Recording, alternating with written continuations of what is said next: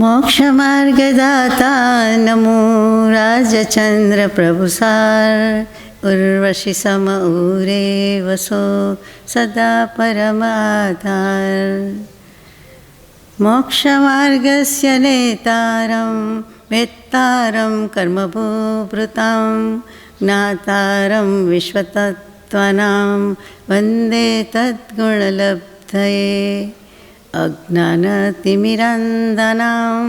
ज्ञानाञ्जनशलाकया चक्षुरुन्मीलितं येन तस्मै श्रीगुरवे नमः। सत्श्रुतने नमस्कार, असीम उपकारी आत्माने नमस्कार, तारक त्रिपुटीने नमस्कार, महावित्रोने, मुरब्बीओने, मुमुक्षुओने नमस्कार, प्रत्येक शुद्धात्मा द्रव्यने नमस्कार। सिद्धांत चक्रवर्ती श्री नेमिचंद्राचार्य અને ટીકાકાર શ્રીને પણ નમસ્કાર। પરમ કૃપાળુ દેવ પ્રણીત વચનામૃતજી અંતર્ગત ઉપદેશ નોંધ 15 ચોથું શ્રુત શ્રી ગોમટસારજી, એમાં જીવકાંડ પછી કર્મકાંડમાં દ્વિતીય અધિકાર બંધ ઉદય સત્વ અધિકાર, એમાં લગભગ સત્વ અધિકારની શરૂઆત આપણે કરીએ છીએ। ઉદય અધિકારની છેલ્લી ગાથા પૂરી કરીએ છીએ અને પછી સત્વ અધિકાર શરૂ કરીએ છીએ। ગાથા નંબર 332। અનાહારક અવસ્થામાં ઉદય વગેરે કેવી રીતે હોય છે, એટલે ઉદય ઉદીર્ણા જે કયો તે બધું જ। કમેવ અનાહારે પયડિણમ ઉદયમેવ મા દેશે કહિયમીણમ બલમઃ વચતનદીય નેમિચંદેણ। સિદ્ધાંત ચક્રવર્તી શ્રી નેમિચંદ્રજીનું આમાં નામ આવે છે અને એમણે જ રચ્યું છે અને આ અંતિમ મંગલાચરણ છે। ઉદય અધિકારનું પૂરો થાય છે એટલે અંતિમ મંગલાચરણ છે કે અનાહારક અવસ્થામાં કાર્મણકાય યોગની જેમ જ 89 પ્રકૃતિઓ ઉદય યોગ્ય છે।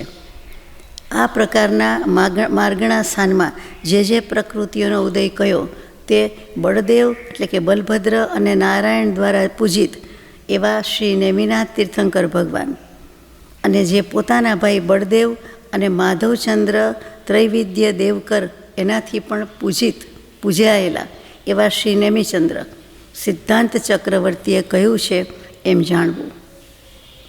એટલે નેમિનાથ તીર્થંકર દેવને યાદ કર્યું કે જે બળદેવ અને નારાયણ વાસુદેવ એનાથી પણ પૂજિત છે, પૂજાયેલા છે એવા નેમિચંદ્ર ભગવાન તીર્થંકર દેવ, નેમિનાથ તીર્થંકર, અને એ જ નેમિનાથ તીર્થંકરનું લાગુ પડે કે પોતાના ભાઈ બળદેવ અને માધવચંદ્ર ત્રૈવેદ્ય દેવ એના જેવાથી પૂજાયેલા એવા શ્રી નેમિચંદ્ર સિદ્ધાંત ચક્રવર્તીએ આમ કહ્યું છે એમ જાણજો।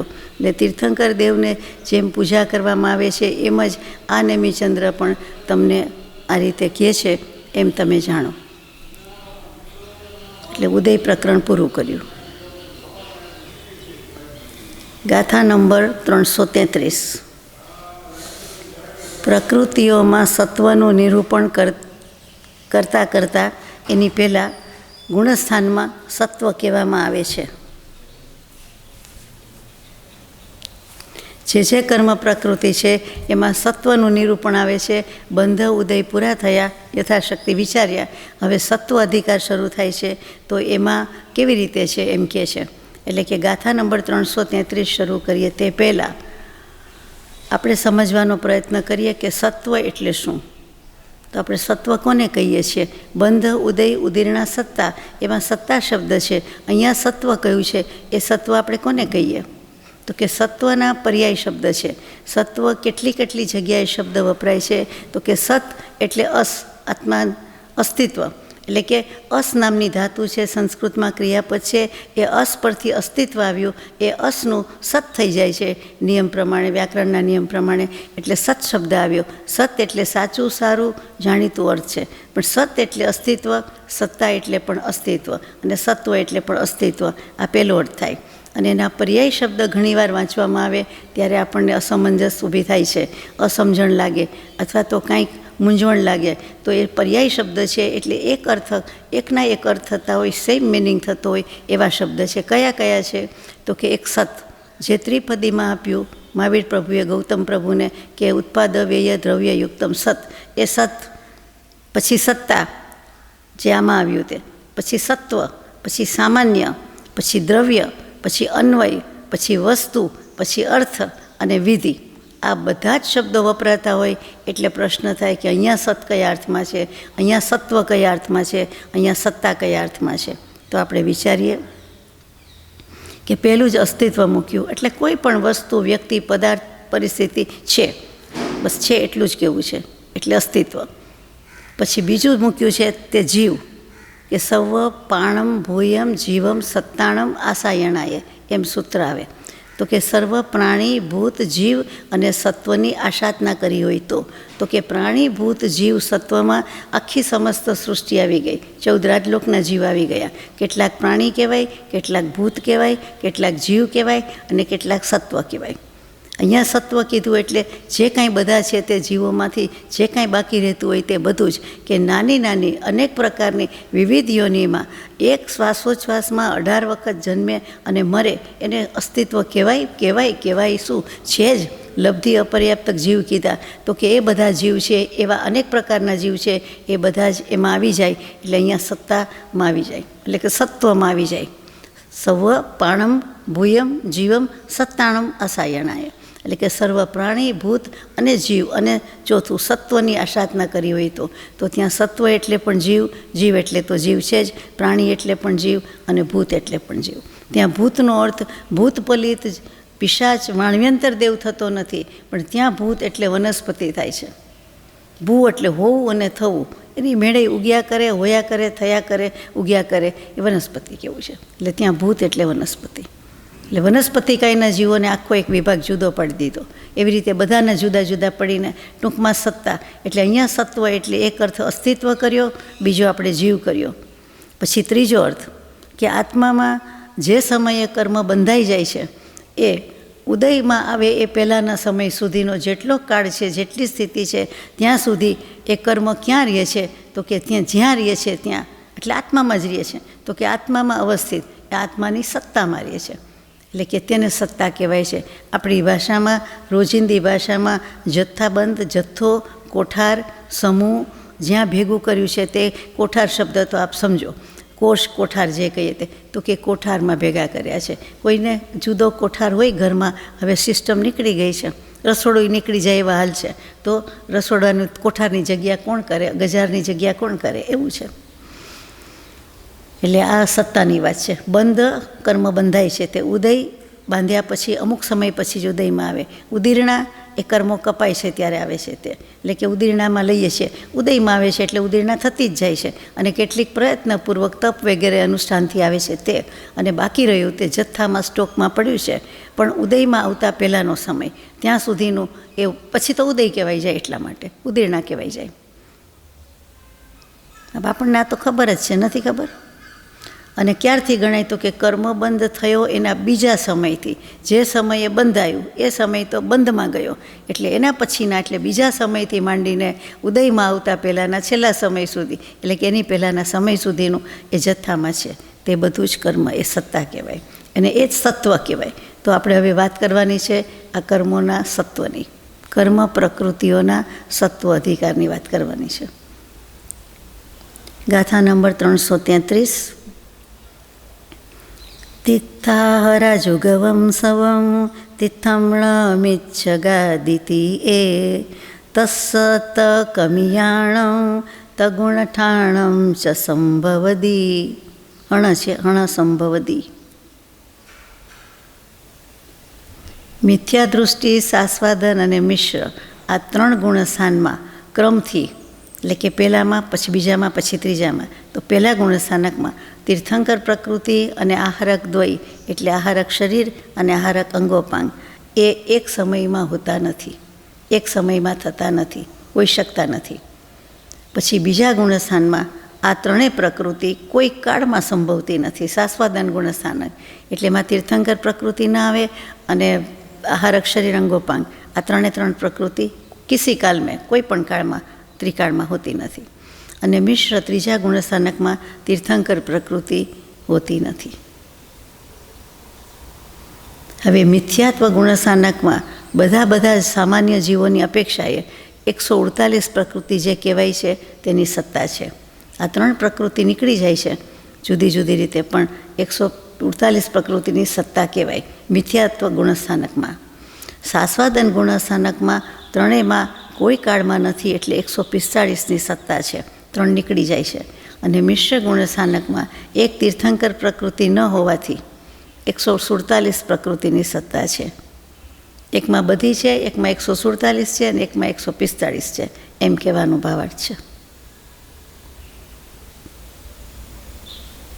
આગળ જઈએ. ગાથા નંબર 334. ચત્તારે વેખ્યતા એમ ઔગબંધેણ હોય સંમતમ અણુવદમ હવદા એમ લહઈ દેવા ઉગમ મોત્તુમ. મોત્તુમ એટલે મુક્તવા એટલે છોડીને, હાથમાંથી છોડી દઈએ તો મુક્તવા, એના પરથી મોક્ષ આવ્યો કે મુજ જે કાંઈ છે તે છોડી દેવું એટલે મોક્ષ. 4 ગતિમાંથી કોઈ પણ આયુષ્યના બંધ હોય છે તો સમ્યક્ત્વ થાય છે, હોય છે, 4 ગતિમાં ઓપન છે. પરંતુ દેવ આયુના બંધ સિવાય, એટલે કે એના સિવાયના 3 આયુ, મનુષ્ય, નરક ને તિર્યંચ, એમાં જે કોઈ બંધ કરે છે તેને અણુવ્રત, મહાવ્રત ધારણ કરવાનો કોઈ સ્કોપ નથી, સંયમ ધારણ કરી શકતા નથી, વ્રત નિયમ પચખાણ નામનોય કરી શકતા નથી. એટલે ત્યાં વ્રતને કારણભૂત વિશુદ્ધ પરિણામ નથી. એમ તિર્યંચ આયુષ્ય બાંધ્યું હોય તો એમ કહે છે, એનો બંધ બાંધ્યો હોય તેમાં નથી.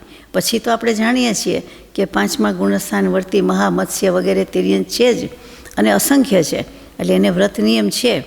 પણ અહીંયા જો કહી દીધું છે તે કે 4 ગતિમાં કોઈ પણ આયુષ્યના બંધ થવાથી સમ્યક્ત્વ તો હોય છે, પરંતુ દેવગતિના બંધ સિવાય આ 3માં અણુવ્રત નિયમ વગેરે હોતા નથી. એટલે કે દેવગતિમાં નથી કરી શકતા. એમાં જ અર્થ થયો ને કે દેવગતિમાં કરી શકે ને બીજા 3માં ન કરે. દેવગતિમાં ક્યાં વ્રત નિયમ તપ છે? તિર્યંચમાં તો છે. વ્રતના કારણભૂત વિશુદ્ધ પરિણામ નથી. તો દેવગતિમાં તો વિશુદ્ધ પરિણામ છે, બીજા તો સમ્યક દૃષ્ટિ દેવ છે જ ને, તો તિર્યંચમાં બીજા તો છે જ ને. એટલે અહીંયા પ્રશ્ન બાકી રહે છે. પ્રશ્ન થાય ને કે નહીં? ચાલો વિચારીને કહેજો મને. ગાથા નંબર 335. નિરયતિરિખસુરા ઉગ સતેણ હિ દેશ સયલ વદ ખવગા અયદચ ઉકમતુ અણમ અણિયટ્ટીકરણ ચરિમમ હિ. નરક, તિર્યંચ અને દેવ આયુષ્ય એમાં સત્તામાં હોવાથી ક્રમથી દેશવ્રત એટલે 5મું ગુણસ્થાનક, સર્વવ્રત એટલે કે સર્વસંગ પરિત્યાગી મહાવ્રત અને ક્ષપક શ્રેણી હોઈ શકતી નથી. જેણે નરકનું આયુષ્ય, તિર્યંચનું આયુષ્ય અને દેવનું આયુષ્ય બાંધ્યું એટલે શું? તો કે એ ગતિમાં જવું પડ્યું, તે ગતિમાં છે. તો કે ત્યાં આ દેશવ્રત, સર્વવ્રત, મહાવ્રત, દીક્ષા, સંયમ કાંઈ નથી હોતું. અને અસંયત આદિ 4 ગુણસ્થાનવાળા અનંતાનુબંધી વગેરે 7 પ્રકૃતિમાં ક્રમથી ક્ષય કરીને ક્ષાયિક સમ્યક દૃષ્ટિ હોય છે. એટલે કે 4થા ગુણસ્થાનકમાં છે, અનંતાનુબંધીનો ક્ષય પણ કરી દે છે અને ક્ષાયિક સમ્યક્ત્વ પણ લઈ લે છે. બીજું તો લે જ, પણ ક્ષાયિક પણ લે છે, એમ કેવું છે. હવે એ 7 પ્રકૃતિમાંથી પહેલી 4 અનંતાનુબંધીનું અનિવૃત્તિકરણ પરિણામ થાય છે ત્યાં સુધી, ત્યાંના અંતર્મુહૂર્તકાળ સુધીમાં એક વખત વિસંયોજન કરે છે. એટલે કે બીજી પ્રકૃતિમાં પરિણામ આવી દે છે. 4 અનંતાનુબંધીની 12 અપ્રત્યાખ્યાની, પ્રત્યાખ્યાની, સંજ્વલન એમાં પરિણામ આવી દે છે, જેને આપણે અનંતાનુબંધીની વિસંયોજના એમ શબ્દ કહીએ છીએ. ક્યારે કરે છે? તો કે ગ્રંથિભેદ થાય છે, અપૂર્વકરણમાં જાય છે, થઈ જાય છે, પછી અનિવૃત્તિકરણમાં જાય છે, ત્યારે જે અંતર્મુહૂર્ત સમય બાકી રહે છે ત્યારે ત્યાં સુધીમાં 12 કષાયરૂપી પરિણમન કરી નાખે છે, થઈ જાય છે. અને અનિવૃત્તિકરણ કાળના મોટા ભાગનો બહુભાગને છોડીને શેષ બાકી રહેલા સંખ્યાતમાં એક ભાગમાં પહેલા સમયથી માંડીને ક્રમથી મિથ્યાત્વ, મિશ્ર અને સમ્યક્ત્વ પ્રકૃતિનો ક્ષય કરે છે. એટલે કે ક્રમથી પહેલાં સમયે મિથ્યાત્વ મોહનીયનો ક્ષય કરે, બીજામાં મિશ્રનો અને ત્રીજામાં સંકિત મોહનીયનો જો કરવાનો હોય તો. આ 7 પ્રકૃતિનો કરે છે ક્ષયિક સમ્યક દૃષ્ટિ. તો કેવી રીતે કરે છે એ બતાવ્યું. આ પ્રકારે 7 પ્રકૃતિના ક્ષયનો ક્રમ કહેવાય. હવે અહીંયા 3 ગુણસ્થાનનું પ્રકૃતિ સત્વ પહેલાંની જેમ જ સમજવું કે પહેલાં ગુણસ્થાનકમાં શું, બીજામાં શું, ત્રીજામાં શું. અને ચોથાથી 7મા સુધી ઉપશમ સમકિતિ અને ક્ષોભસમ સમ્યક દૃષ્ટિ, આ બંનેના ચોથા ગુણસ્થાનમાં અનંતાનુબંધી વગેરેની ઉપશમરૂપી સત્તા હોવાથી 148 પ્રકૃતિ સત્તામાં છે. એટલે કે બધી જ પ્રકૃતિ ખુલ્લી છે. જ્યારે જે બાંધવું હોય તે બાંધ. તીર્થંકર પ્રકૃતિ બાંધતોય વાંધો નથી, બીજું કંઈ બાંધતોય વાંધો નથી. એટલે બળિયો થાય, દુખ્યો થાય કે સુખ્યો થાય, જે પણ બાંધ્યું હોય. પુરુષાર્થની તલવાર એકદમ ખુલ્લી છે. તાતી તલવાર, ઉગાડી તલવાર, ખુલ્લી તલવાર. 5મા ગુણસ્થાનકમાં નરક આયુ ન હોવાથી 147નું સત્તા છે. હવે બંધ ભૂલી જવાનું, ઉદય ભૂલી જવાનું, બધું સત્તાનું આવે છે. પ્રમત્ત ગુણસ્થાનકમાં નરક અને તિર્યંચાયુ બાંધતા ન હોવાથી 146 પ્રકૃતિનું સત્તા કહીએ આપણે. અપ્રમત્ત 7મા ગુણસ્થાનકમાં 146નું જ સત્વ છે, પાછું ઘટી ગયું એક. ક્ષાયિક સમ્યક દૃષ્ટિના 4 અનંતાનુબંધી અને 3 દર્શન મોહનીય આ 7 પ્રકૃતિનો ક્ષય હોવાથી એનામાં 7 પ્રકૃતિ ઓછી સમજવી. અને અપૂર્વકરણ ગુણસ્થાનકમાં 2 શ્રેણી હોય છે, તો ક્ષપક શ્રેણીમાં 138 પ્રકૃતિની સત્તા છે. અનંતાનુબંધી આદિ જે કંઈ 7 છે એનો ક્ષય થઈ ગયો છે. પછી નરકાયુ, તિર્યંચાયુ, દેવાયુ એ 3ની સત્તા પણ નથી. એટલે પેલી 7 અને આ 3 એટલે 10 બાદ કરવાની છે. એટલે 138 પ્રકૃતિ છે. ક્ષપક શ્રેણીમાં ચડી ગયા છે કોઈ જીવ તો તે જ ભવે મોક્ષે જવાનો છે, તો પણ એની સત્તામાં 138 પ્રકૃતિ હોઈ શકે છે.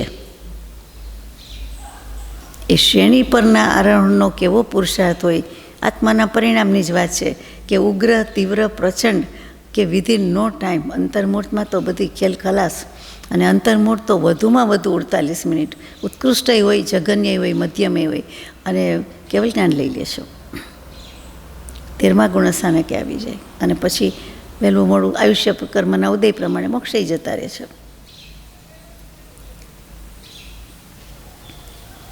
અહીંયા 335મી અને 336મી બંને ગાથાનો ભાવાર્થ આવી જાય છે. 337મી ગાથામાં જઈએ તે પહેલાં આપણે 4 પ્રકારના મનુષ્યની વાત થઈ હતી. તો ભગવતી આરાધના એ પણ શિવકોટી આચાર્ય, દિગંબર આચાર્ય, ધુરંધર આચાર્ય એમણે જે લખ્યું છે તેમાં ભેદ મૂક્યા છે કે એક કર્મભૂમિના મનુષ્ય છે, બીજા અકર્મભૂમિના છે, ત્રીજા અંતર્દ્વીપના છે, ચોથા સમૂર્છિમ છે. જે આપણે વાત લીધી હતી. ક્ષેત્ર વાઇઝ બધા આવી ગયા. 15 કર્મભૂમિના આવી ગયા, 30 અકર્મભૂમિના આવી ગયા, 56 અંતર્દ્વીપના આવી ગયા, 101ના પર્યાપ્ત અને અપર્યાપ્ત એ પણ એમાં ગણી લેવાના નથી લખ્યું એટલે આવી ગયા. અને બાકી રહ્યું હતું તે સમૂર્છિમ 101 પ્રકારના. ઉપજવાના સ્થાન માત્ર 14 છે, 14 જગ્યાએ જ હોય છે. અને એ સમૂર્છિમ મનુષ્ય કહેવાય છે. તિર્યંચમાં ન આવે. પંચેન્દ્રિય, અસંગની અને સમૂર્છિમ. એટલે 202 અને 101 303 ભેદ થઈ ગયા. એ ભગવતી આરાધના પ્રમાણે. પછી આ જ ગ્રંથમાં ગોમડસારજીમાં જ જીવકાંડ વિભાગમાં આપણે વિચાર્યું હતું ત્યારે 4 ભાગ મૂક્યા હતા. સામાન્ય, પછી મનુષ્યાણી જુદું મૂક્યું હતું, પછી પર્યાપ્તા અને પછી અપર્યાપ્ત. એ રીતે ભાગ પાડ્યા. એમાં એકલું મનુષ્ય કીધું, એમાં 303 ભેદ આવી ગયા. પછી મનુષ્યાણી જુદી પાડી, અમુક ગણતરી કરેલી એટલે તો કે એને જુદા પાડ્યા. આમ તો આવી જ જાય એમાં, પણ એ રીતે ભેદ પાડ્યા. અને પછી પર્યાપ્ત અને અપર્યાપ્ત એ રીતે રાખ્યા. અને ત્રીજું કાર્તિકેયનું પ્રેક્ષામાં કાર્તિકેય સ્વામી આર્યખંડના, મ્લેચ્છખંડના એટલે એ બંને મળીને કર્મભૂમિના થઈ ગયા. પછી ભોગભૂમિ એટલે અકર્મભૂમિ. ત્યાં ભોગભૂમિ શબ્દ વાપરે છે કે જ્યાં ધર્મ નથી, કર્મ નથી, કાંઈ નથી. અને ત્રીજું બાકી રહ્યું તે 56 અંતર્દ્વીપ. એ ખરાબ ભૂમિ છે, તદ્દન ખરાબ. એટલા માટે એને કુભોગ ભૂમિ, ખરાબ અને કુભોગ ભૂમિ એમ. એટલે અકર્મ ભૂમિનો જ એક ભાગ, પણ કુભોગ ભૂમિ. એટલે ત્યાં એરિયા વાઇઝ લીધું કહેવાય. બાકી બધાએ બધા પ્રકારના મનુષ્યનો સમાવેશ આમાં કરી દીધેલો છે.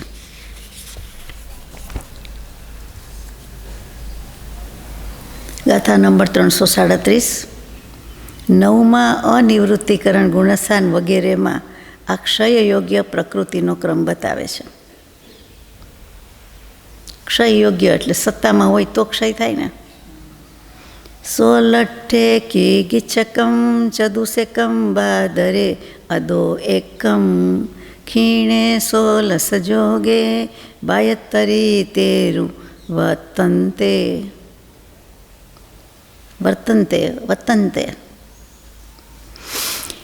બાદર ગુણસ્થાનક એટલે કે એનું બીજું નામ છે અનિવૃત્તિકરણ ગુણસ્થાનક. જ્યારે નવમાની વાત કરીએ ત્યારે એનો બીજો શબ્દ પર્યાય શબ્દ છે. કેટલીક વખત બાદર મુકાય છે એટલે બાદર કષાય, એટલે બાદર કષાય આવે, પણ અહીંયા એના ઉપરથી જ આ અનિવૃત્તિકરણનું નામ છે.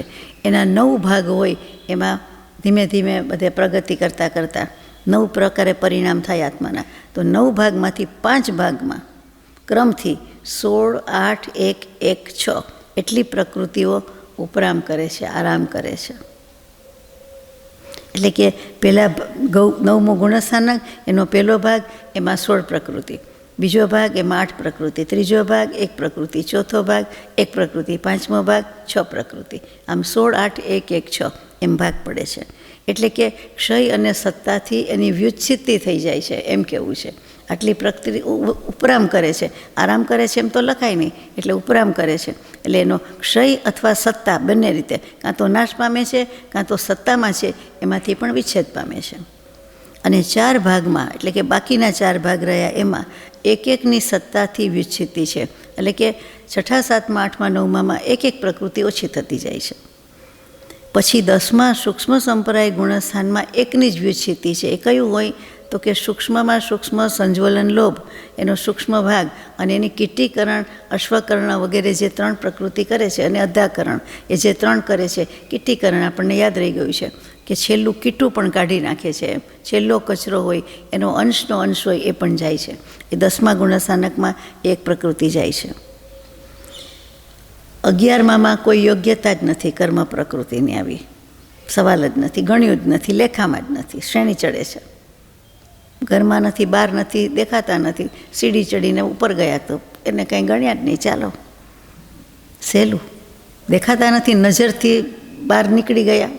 પ્લેન હોય તો પ્લેન જતું રહ્યું, સીડી જતી રહી, ચડી ગયા, આગળ નીકળી ગયા. આંખથી દેખાય ને, ચક્ષુરિન્દ્રિયનો વિષય તો બહુ મર્યાદિત છે, તો પછી શું કરીએ. 12મા ક્ષીણ કષાય ગુણસ્થાનના અંત સમયમાં 16 પ્રકૃતિની સત્તામાંથી વિચ્છિત્તિ થઈ જાય છે. 12 પ્રકૃતિ જાય છે. ક્યારે? 12માના ગુણસ્થાનકના અંતમાં, અંત સમયમાં, અંતમાંય નહીં, અંત્ય સમય. પછી સહયોગી 13મા ગુણસ્થાનકમાં કોઈ પણ પ્રકૃતિનો વિચ્છેદ થતો નથી.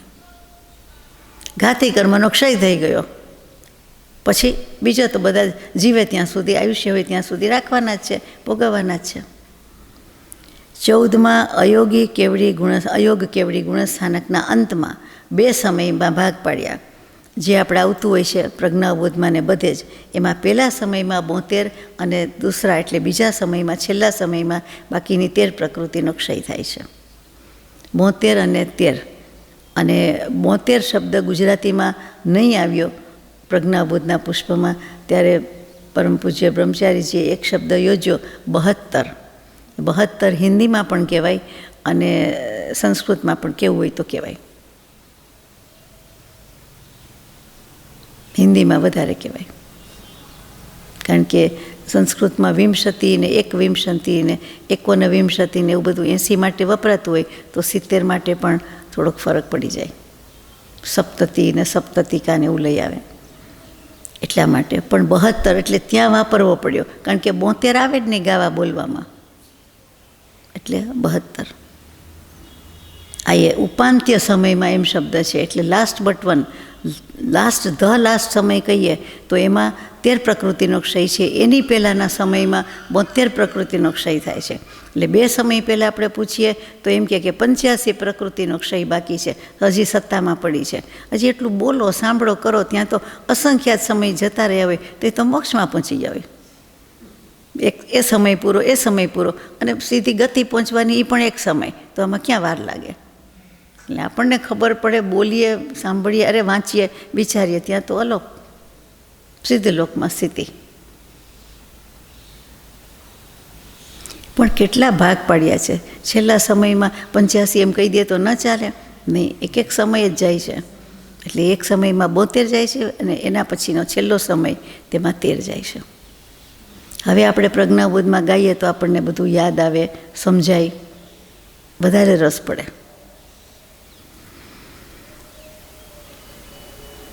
હવે કઈ 13 પ્રકૃતિ હશે, ક્યુરિયોસિટી થાય તો હવે એનો જવાબ આવે છે. ગાથા નંબર 338 39 યુગ્મ છે, એટલે સાથે લઈએ છીએ.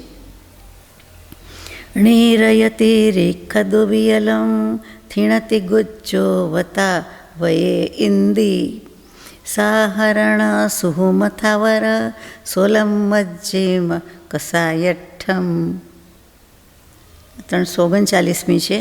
સંડિથિ છકસાયા પુરીસુકો હોયમાણ માયમ ચ સ્થૂલે સુહુમેલોહો ઉદયમ વાહો દિખિણમ હિ. કોહો એટલે ક્રોધ, માનો એટલે માન સમજાય જાય, લોહો એટલે લોભ, ઉદય તો બધાને ખબર છે. અનિવૃત્તિકરણના પહેલા ભાગની નરક ગતિ વગેરે 2 આપણે આવી ગયું ને કે અનિવૃત્તિકરણના 9માંથી 5 ભાગ અને એમાં 16, 8, 1, 1, 6 જાય છે. તો હવે ગણાવે છે કે અનિવૃત્તિકરણ ગુણસ્થાનકના પહેલા ભાગની નરક ગતિ વગેરે 2, પછી તિર્યંચ ગતિ વગેરે 2, વિકલેન્દ્રિય 3, સ્ત્યાન વૃદ્ધિ વગેરે 3, ઉદ્યોત, આતપ, એકેન્દ્રિય, સાધારણ, સૂક્ષ્મ, સ્થાવર, આ 16 પ્રકૃતિનો વિચ્છેદ થાય છે.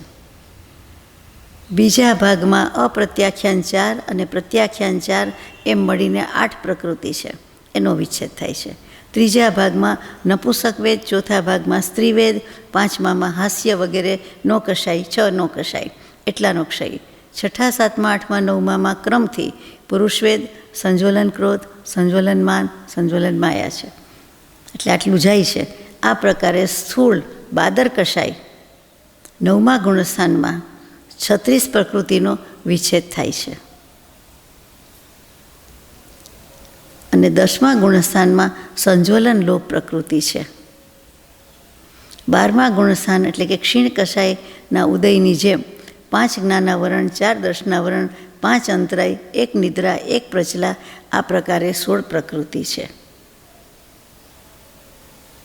હવે 12મું પૂરું થયું. 13મું અયોગિક ગુણસ્થાનકમાં વ્યુચ્છિતિ પ્રકૃતિની વાત આવે છે.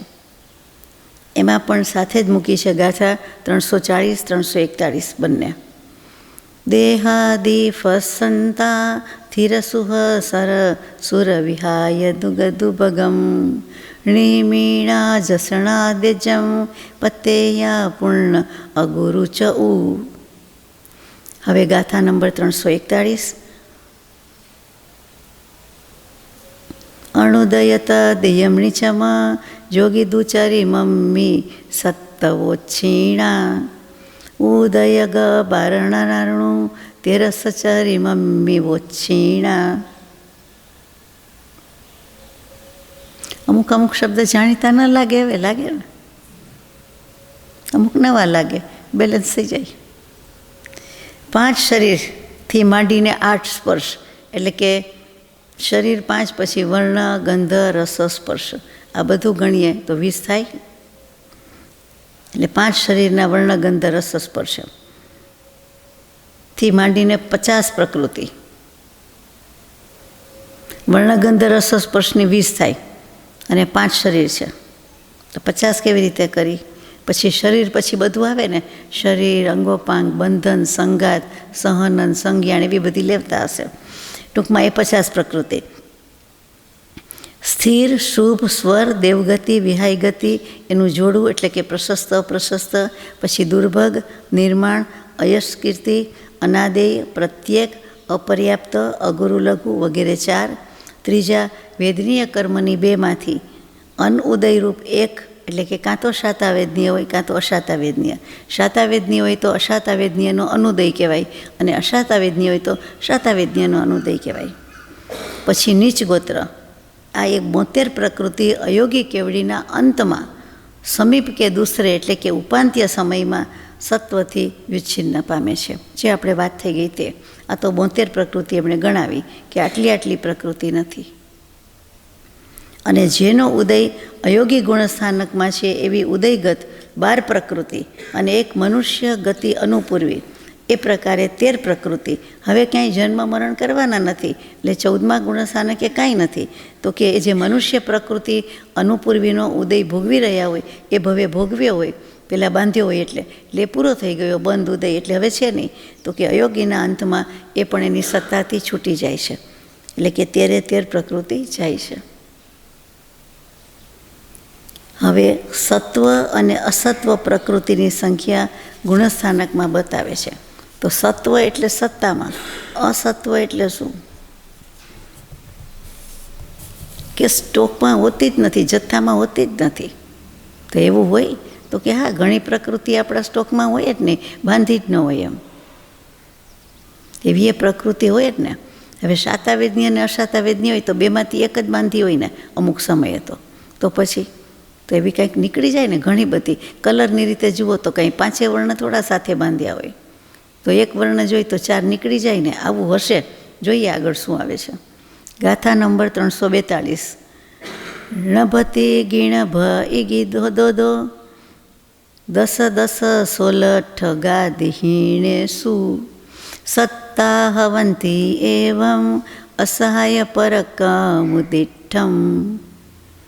મિથ્યા દૃષ્ટિ વગેરેથી માંડીને પહેલા ગુણસ્થાનકથી માંડીને અપૂર્વ ગુણસ્થાનક સુધીના ક્રમ, એમાં ક્રમથી 0, એટલે પહેલામાં 0 આવ્યું, પછી બીજામાં 3, ત્રીજામાં 1, ચોથામાં 0, પાંચમામાં 1, છઠ્ઠામાં 2, સાતમામાં 2 અને આઠમામાં 10.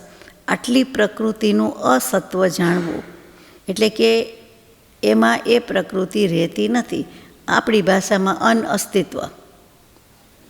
અહીંયા તો સ્થિતિ છે કે સત્તામાં એટલી રહેતી નથી. ફરીથી સાંભળવું હોય તો કે મિથ્યાત્વ ગુણસ્થાનકથી 8મા અપૂર્વકરણ સુધી, તો પહેલામાં 0, એટલે કે મિથ્યાત્વમાં તો કાંઈ બધું એવું છે જ નહીં, બધું છે જ, એકેયનો અસદભાવ નથી મારી ભાષામાં, એકેય ગેરહાજર નથી. બીજામાં 3 નથી, પછી ત્રીજામાં 1 નથી, ચોથામાં 0 પાછું આવ્યું ચોથા ગુણસ્થાનકમાં, એટલે કે બધી જ સત્તામાં છે જબરું. પછી પાંચમામાં 1 નથી, છઠ્ઠામાં 2 નથી, સાતમામાં 2 નથી અને આઠમામાં 10 નથી. અનિવૃત્તિકરણ 9મા ગુણસ્થાનકના પહેલા ભાગમાં 10, બીજામાં 16, ત્રીજામાં 8, એટલી પ્રકૃતિ એટલે અસત્વ જાણવી. જેમ અનુદય આવતું હતું, અનુદીર્ણા આવતી હતી, એમ અત્યારે અસત્વ આવ્યું, અબંધ પણ આવેલું છે. આ અસત્વ પ્રકૃતિને બધી સત્વ પ્રકૃતિમાંથી ઘટાડો કરતા, એટલે બાદબાકી કરતા જે બાકી રહી તે પોતપોતાના ગુણસ્થાનની સત્વ પ્રકૃતિ કહેવાય. આવી સહાયતા રહિત પરાક્રમના ધરનારા, ધારણ કરનારા એવા શ્રી મહાવીર સ્વામીએ કહ્યું છે. આમાં રીતસર મહાવીરનું નામ આવ્યું. અસહાય પરક્રમ, અસહાય, એમને કોઈની સહાયની જરૂર નથી, કોઈ આલંબન નથી, એ નિરાલંબન સ્વભાવ છે, તે સ્વભાવનું જ આલંબન છે. બીજાએ સ્વસ્વભાવમાં જ સ્થિતિ કરી છે. સ્વાભાવિક કર્મોનો સંપૂર્ણ ક્ષય કર્યો, એટલે સ્વાભાવિક સ્થિતિમાં જ રહે છે, એટલે કે પોતાનામાં જ છે. એટલે પછી કેવળની જે સ્વભાવનું અખંડ વર્તે જ્ઞાન એ યાદ આવે. કહીએ કેવળ જ્ઞાન તે દેહ છતાં નિર્વાણ. તો એવી સહાયતા રહિત, એટલે કે પોતાને બધું સ્વાધીન છે, સ્વવશ છે, સ્વતંત્ર છે, પોતાનું જ રાજ પોતાના ઉપર ચાલે છે. આત્માને એકેય કર્મની પ્રકૃતિ હવે નથી એના જેવું. તો કે એ સહાયતા રહિત છે, અપેક્ષા રહિત છે, કોઈ જાતની અપેક્ષા નથી કે આટલા કર્મ હોવા જોઈએ, આટલું આમ હોવું જોઈએ, આટલું છે નથી, કાંઈ નહીં. અને પરાક્રમને ધારણ કરવાવાળા, પરાક્રમ, રેકોર્ડ બ્રેક, બધા કર્મો હતા. 24 તીર્થંકર દેવના ભેગા થાય એટલા કર્મ હતા, તો પણ એમણે રેકોર્ડ બ્રેક કર્યો છે. કદાચ એટલે જ આટલું શૌર્ય પ્રગટાવ્યું છે, મહાવીરત્વ પ્રગટાવ્યું છે, એટલે જ કદાચ અહીંયા પરાક્રમ શબ્દ મૂક્યો હશે. વિક્રમ સાંભળ્યું છે, વિક્રમ નહીં તોડી નાખે તે પરાક્રમથી. પરાક્રમનો અર્થ બહુ મોટો છે. આપણે વ્યવહારમાં જરા ટ્વિસ્ટ કરી નાખ્યો છે અને સાર્કેસ્ટિક સેન્સમાં બોલીએ કે આ કારીગર છે, નાનું બાળક હોય તો પરાક્રમ ભારે હોય, એટલે કે જબરું છે કે કારીગર જ છે કે આ મહાપરાક્રમી છે, કે જોઈએ તો ખરા શાંત થઈ ગયું છે તો શું પરાક્રમ કરે છે, શેમાં બિઝી થઈ ગયા છે એમ. તો કે આવા મહાવીર સ્વામી એ કહ્યું છે. તીર્થંકર દેવ નથી મહાવીર સ્વામી. વિચાર કરું છું કે ક્યાંય વીર મહાવીર એવું નામ લખ્યું નથી, પણ જિનેન્દ્ર દેવ લખવાની બદલે તીર્થંકર દેવ લખવાની બદલે તીર્થંકર દેવની વાત ચાલતી હોય એટલે કે ગમે તેમ આ 14મા ગુણસ્થાનકની ને સત્વની, તો કે એ મહાવીર સ્વામીએ કહ્યું છે.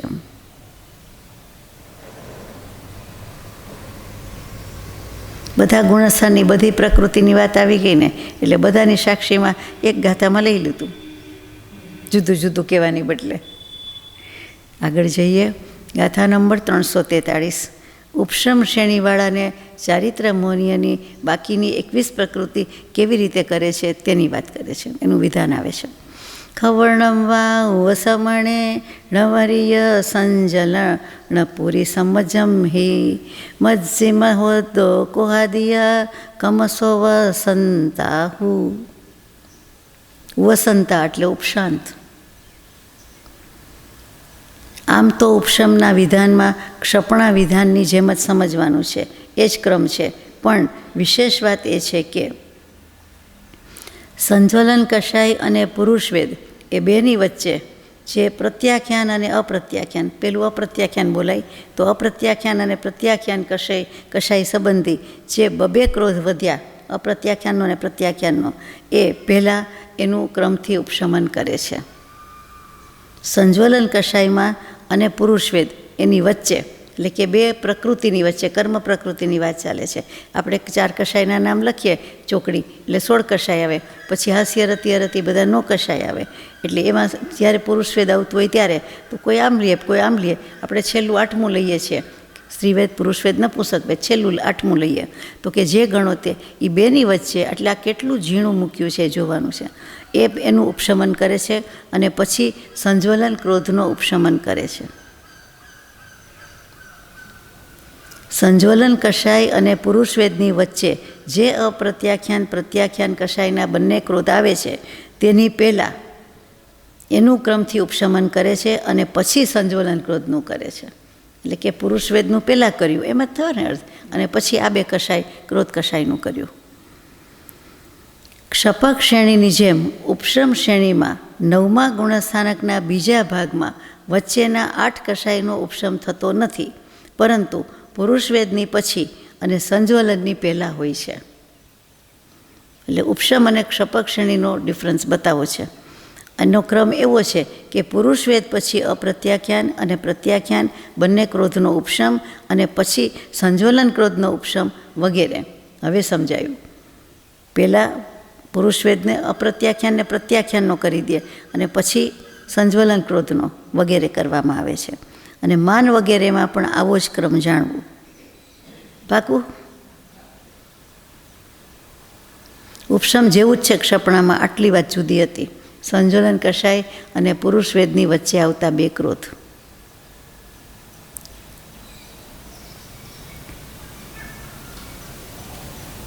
ગાથા નંબર 344.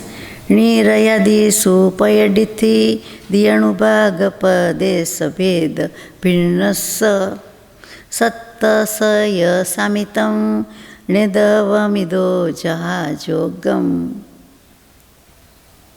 હવે નરક વગેરે માર્ગણામાં પ્રકૃતિ સ્થિતિ અનુભાગ પ્રદેશ આ 4 ભેદથી જે પ્રકૃતિનું સત્વ એટલે કે સત્તા છે તે યથાયોગ્યપણે સમજીએ. તો ગતિ આદિ માર્ગણામાં સત્વ બતાવવા માટે કેટલાક નિયમ પરિભાષા સૂત્ર આવે છે, તે લઈએ છે. 345. ગાથા નંબર 345. તિરિએણ તિથ સત્તમ નિરયાદિષુ તિય કચ ઉત્તીર્ણી આ ઉણી હોંતી સત્તા શેષમ ઉગાદુ જાણે જો.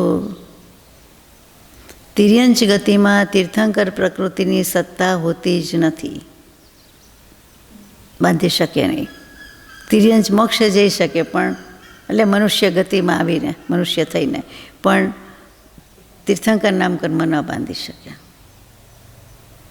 નરક તિર્યંચ મનુષ્ય અને દેવગતિમાં ક્રમથી ભુજ્યમાન નરકાયુ, બધ્યમાન તિર્યંચ અને મનુષ્યાયુ આ 3 આયુષ્યોની, પછી ભુજ્યમાન તિર્યંચાયુ અને બધ્યમાન નરક તિર્યંચ મનુષ્ય દેવ એમ 4 આયુષ્યની ભુજ્યમાન મનુષ્ય આયુ, બધ્યમાન નરક તિર્યંશ મનુષ્ય દેવ આયુ, આ 4 આયુ કર્મની.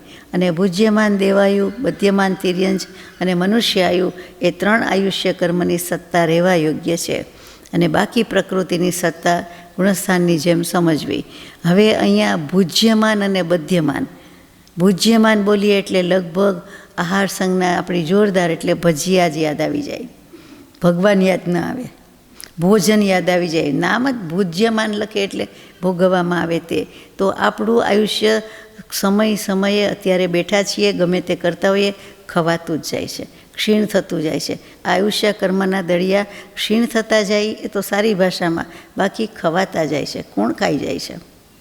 આત્મા તો અણાહારી પદ કહેવાય, પણ પ્રાપ્ત નથી થયું તો કે આપણે જ ખાઈ જાય છે, આપણો આત્મા જ અત્યારે ખાઈ જાય છે, તો એ ઓછા થાય છે. એટલે બધ્યમાન એટલે જે તે જીવનું જે તે ભવનું ભુજ્યમાન એટલે જે તે જીવનું જે તે ભવે ચાલી રહેલું સમયે આયુષ્ય કર્મનો ઘટાડો, ભોગવાઈ જતું આયુષ્ય, ભોગવી રહ્યા છીએ તે ચાલુ પ્રક્રિયા, એટલે યાદ રહી જાય, એ ભુજ્યમાન ભોગવાઈ રહ્યું છે, જમી રહ્યા છે, અત્યારે જમવાનું ચાલુ છે એમ. સારું. પછી બધ્યમાન શું? તો કે એ એક જ વખત જીવનમાં આયુષ્ય બાંધે છે, તે પરભવનું આયુષ્ય બાંધે તેને બધ્યમાન કહેવાય. આ શબ્દ આપણને બીવડાવે, પણ આપણે કાંઈ બીજા એવા છીએ આયુષ્ય લઈને બેઠા છીએ તો પછી હવે સમજાઈ ગયું ને, ભુજ્યમાન ને બધ્યમાન. જે ભવનું બધ્યમાન એટલે આટલું પરભવનું બાંધી શકે છે, બાંધવાનું છે, બાંધી રહ્યા છે, પણ બધ્યમાન એટલે હજી બાંધે, કોઈનું બંધાઈ ગયું હોય ને કોઈનું ન બંધાતું હોય. આખી સૃષ્ટિના જીવની વાત છે, એટલે કેટલાકનું બંધાઈ ગયું, કેટલાક બાંધી રહ્યા છે, કેટલાક હવે બાંધશે, 3 કાળની વાત આવી જાય. પણ એક જ ભવનું, આગલા ભવનું, આ બધ્યમાન. એક શબ્દમાં કેટલી તાકાત છે, આખું આટલા વાક્ય લાંબા બોલવા ન પડે. વિહરમાન કહીએ છીએ ને, વિહરી રહ્યા છે, વિચરી રહ્યા છે તીર્થંકર દેવ, એ વિહરમાન. એના પરથી વર્તમાન એટલે વર્તી રહ્યું છે, સમયે આપણે વર્તી રહ્યા છીએ, વર્તમાનમાં જ છીએ, વર્તમાન કાળમાં જ છીએ ને વર્તમાન ભવમાં છીએ. પણ વર્તમાન ક્ષણ કે સમયમાં રહેતા નથી, સંકલ્પ વિકલ્પમાં જતા રહીએ છીએ, તે ભૂલ છે, ત્યાં ઉપયોગ ચૂકી જાય છે. વાત તો બહુ સમજાય એવી જ છે. ચાલો, હવે એ બધી કેટલા આયુષ્ય બાકીને કેટલાની બાંધે છે એ બધું તો આમાં લખ્યું છે. આટલા નિયમ છે એમ કહી દીધું. પહેલાં આપણને બાંધી લીધા કે આટલા નિયમ છે, આ નીચેની પરિભાષા વાંચો, સમજો, આ નિયમ છે, સૂત્ર છે, આ પ્રમાણે બધા અપ્લાય કરવાનું છે. આ મસ્તું એ આપણું ક્યાં કાંઈ ચાલી શકે એમ છે. હવે ગાથા નંબર 346માં નરક વગેરેમાં સત્તા કેટલી છે તે બતાવે છે. નરક ગતિમાં ગુણસ્થાન પ્રમાણે જ સત્તા સત્વ જાણવું, પણ દેવ આયુનું સત્વ નથી. નરકના જીવ આપણે જાણીએ છીએ કે નારક મરીને નારક ન થાય, નારક મરીને દેવ ન થાય. એટલે નરકમાં તો પોતે છે જ, એટલે એ બાંધેલું છે. પણ હવે તો કે હવે દેવાયુનું સત્વ સત્તામાં નથી, બાંધેલું નથી. એટલે 147 પ્રકૃતિઓ સત્વ યોગ્ય છે. તો ખરેખર તો નારક મરીને નારક ન થાય તો એ ગતિનું પણ કેન્સલ થવું જોઈએ ને. પણ સત્તામાં પડી છે, બીજા બાંધી લીધું છે, એક ભવનું જ બંધાઈને. તો કે જ્યાં સુધી બાંધ્યું નથી ત્યાં સુધી દેવાયુ તો નિયમથી છે જ નહીં, અને પેલું તો કદાચ બાંધે, પણ કેવી રીતે બાંધી એ ઉદય તો છે નહીં, જવાનું તો છે નહીં, તો કેવી રીતે થાય? તો ત્યાં 2 પ્રકૃતિ ન હોવી જોઈએ? જો ભાઈ, મને તો આવી શંકા સવાલ થાય. ત્રીજી નરક સુધી જ તીર્થંકર પ્રકૃતિનું સત્વ છે. વાત બદલાવી એમાં ને એમાં. આમાં તો આમ જ છે કે 147 પ્રકૃતિ સત્વ યોગ્ય છે, સત્તામાં છે. એવું હશે કે નરક ગતિમાં જ નરકનું પણ બાંધે, કેવી રીતે બાંધે? જવાનું જ નથી તો. હા, નારક મરીને નારક ન થાય, નારક મરીને દેવ ન થાય. હા, એટલે ઇમિડિયેટ નેક્સ્ટમાં ન થાય, પણ પછી તો થઈ શકે ને, બાંધી દીધું હોય તો. પછી તો સ્ટોકમાં પડ્યું રહે ને. જેમ નથી આવતું કે પહેલાં તીર્થંકર દેવનું ઉત્કૃષ્ટ સ્થિતિ બંધ હોય તો 33 સાગરોપમ, એની પહેલાં 2 કરોડ વર્ષ, 2 કરોડ 2 પૂર્વ કોટી, તો પછી કેટલા બધા વર્ષ થયા. અને એમાં પાછા 33 સાગરોપમ અધિક. એટલે વિચારવાનો મુદ્દો. ત્રીજી નરક સુધી તીર્થંકર પ્રકૃતિની સત્તા છે. એટલે આપણે વાત કરી હતી અગાઉ, એ સાચું જ છે કે કેટલાક જીવ પહેલી નરકે હોય, વધુમાં વધુ કોઈ જીવ ત્રીજી નરકે હોય, પણ શક્યતા વધારે મોટાભાગનાની પહેલી નરકની હોય. છતાં કોઈક જીવ હોય એટલે ત્રીજી કહેવું પડે છે. અને મનુષ્ય આયુની સત્તા છઠ્ઠી નરક સુધી જ છે. તિર્યંચ ગતિમાં પણ ગુણસ્થાન જેવું જ જાણવું, પરંતુ તીર્થંકર પ્રકૃતિનો સત્વ નથી, એટલે ત્યાં સત્તા યોગ્ય 147 પ્રકૃતિ છે. જે બાદબાકી કરવાની છે એ બધી 148માંથી કરવાની.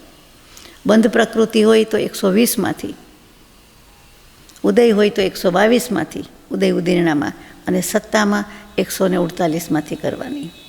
નહીતર બધા સરવાળા જવાબ ખોટા આવે.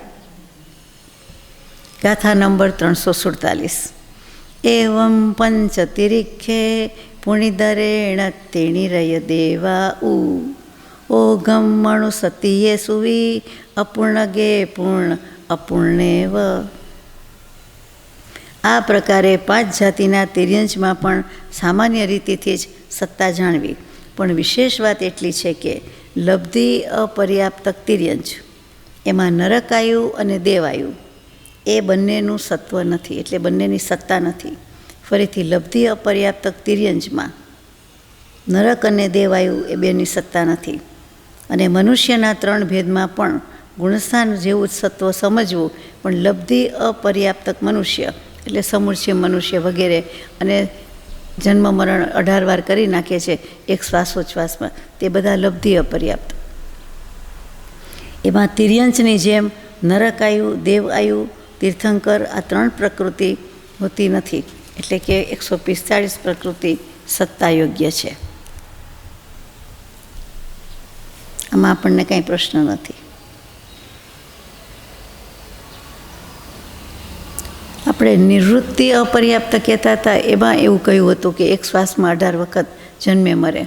પણ એકલું લબ્ધિ અપર્યાપ્ત હોય, નિવૃત્તિ શબ્દ ન હોય, એને ન લાગુ પડે ને, એને ન પડે. એકલું લબ્ધિ અપર્યાપ્ત અને નિવૃત્તિ અપર્યાપ્ત બે છે, પર્યાપ્ત અપર્યાપ્ત. તો એમાં લબ્ધિમાં શું છે કે એનામાં શક્તિ છે, યોગ્યતા છે, અને પૂરી કરશે ખરો, પણ ધીરજ નથી. એટલે આપણા જેવા કે એક સમય થઈ ગયો, 2 થઈ ગયા, અરે ભાઈ ખબર છે, પણ અંતર મુહૂર્તમાં અમે ગમે ત્યારે પૂરી કરી દઈશું. એ લબ્ધિ અપર્યાપ્તક જીવો કહી શકે. અપર્યાપ્ત છે કે પર્યાપ્ત છે? અપર્યાપ્ત, સંધિ થઈ ગઈ છે. લબ્ધિ અપર્યાપ્ત એ કહી શકે, એનામાં યોગ્યતા છે એટલે કરી શકે. લબ્ધિ પર્યાપ્ત નહીં, પણ લબ્ધિ અપર્યાપ્ત, કે એને જેટલું બાંધવાની છે વધુમાં વધુ 3 બાંધી શકે, તો એ 3 સુધી કહી શકે, દાવો કરી શકે કે હજી પહેલી બાંધી, બીજી બાંધવા દો, ત્રીજી બાંધવા દો, એમ. તો એ લબ્ધિ અપર્યાપ્ત કહેવાય. અને નિવૃત્તિ અપર્યાપ્તમાં હું સમજું છું ત્યાં સુધી કે એ એકથી બીજી પર્યાપ્તિ પણ નથી બાંધી શકતું, કે બીજીથી ત્રીજી. એ શક્યતા જ નથી, યોગ્યતા જ નથી. એ અપર્યાપ્ત જ છે ને અપર્યાપ્ત જ રહેવાના છે, એમ.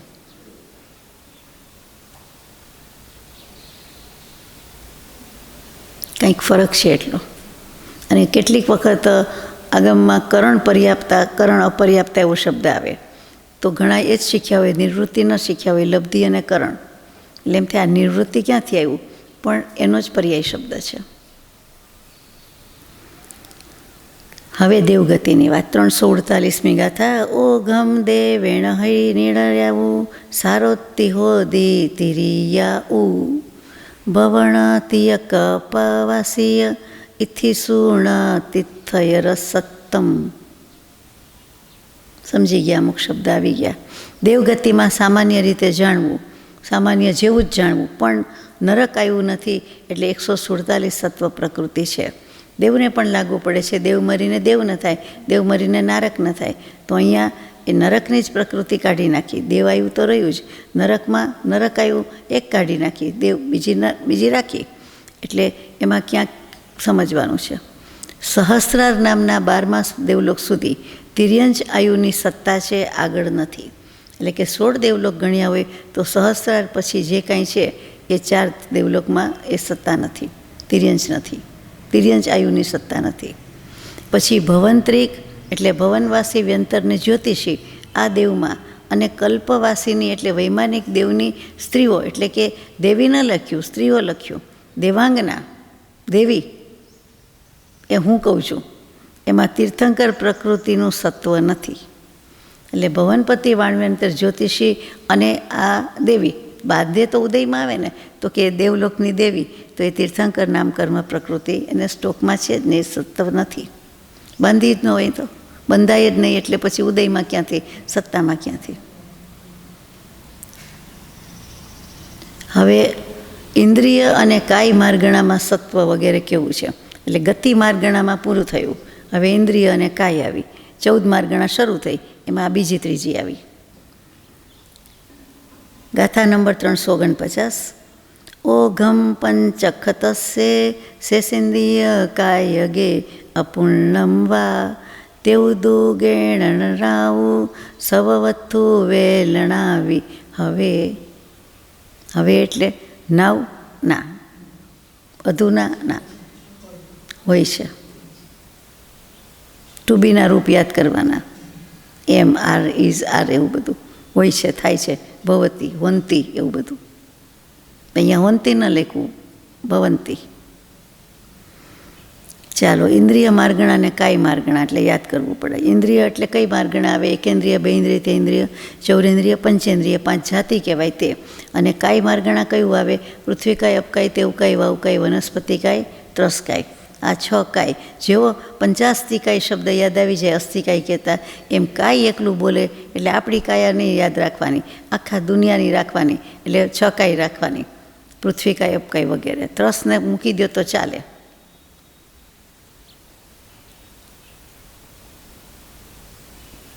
પંચેન્દ્રિય અને ત્રસકાયમાં સામાન્ય ગુણસ્થાનની જેમ 148 સત્તા પ્રકૃતિ છે, પણ બાકીના એકેન્દ્રિયથી ચૌરેન્દ્રિય સુધીમાં અને પૃથ્વીકાય વગેરે સ્થાવરકાયમાં લબ્ધિ અપર્યાપ્તકની જેમ 145 પ્રકૃતિની સત્તા જાણવી.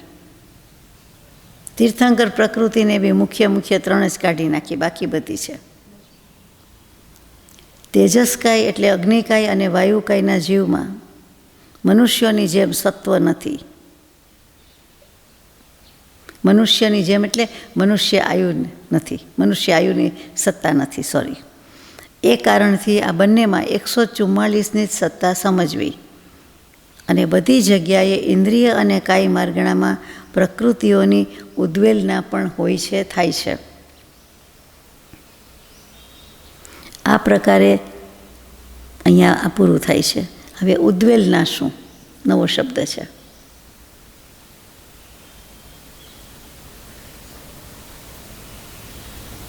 સંક્રમણ શબ્દ આપણે સાંભળ્યો છે, વાપર્યો છે ઘણીવાર.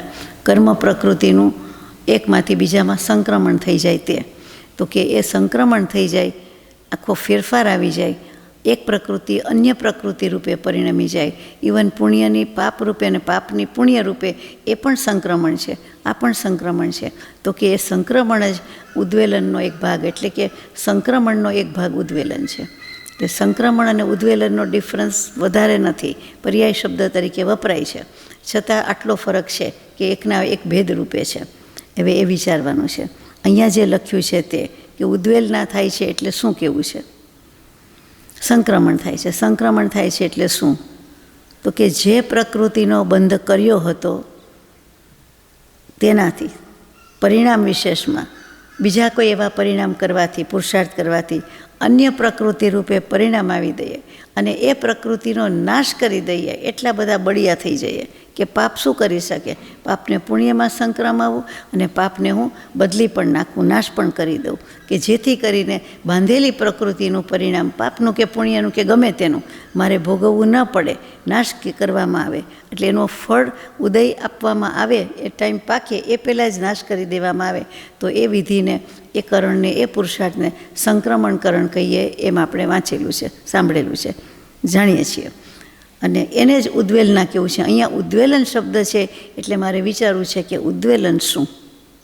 પેલું સંક્રમણ તો બરાબર છે, આમાં આગળ આવવાનું જ હશે, પણ ધીરજ ન રહે ને. સંક્રમણની વ્યાખ્યા પહેલાં બાંધેલી પ્રકૃતિનું અન્ય પ્રકૃતિમાં પરિણમન થાય તેટલો જ ભાગ સંક્રમણ. ઉદ્વેલનમાં એ નાશ કરી નાખે છે, ઉદય એને આવા દેતા જ નથી. સત્તામાં હતી છે, ઉદયના ટાઈમ થાય એ પહેલાં જોઈ લેશું 7000 વર્ષ પછી આવશે ને, 2000 વર્ષ પછી આવે છે ને, જાણે બધી ખબર હોય ને યાદ હોય તેમ, અને પછી જોઈ લે છે. જોઈ લે છે એટલે નાશ કરી નાખે છે ત્યાં સુધી. સંક્રમણ એનું જ બીજું નામ વિપરિણમન પણ છે, અને એના 5 ભેદ બતાવે છે. એમાંનો પહેલો ભેદ તે ઉદ્વેલ, આમાં નથી. પહેલો ભેદ ઉદ્વેલન, બીજો વિદ્યાત, ત્રીજો અધઃ પ્રવૃત્ત, ચોથો ગુણ સંક્રમ અને 5મું સર્વ સંક્રમણ.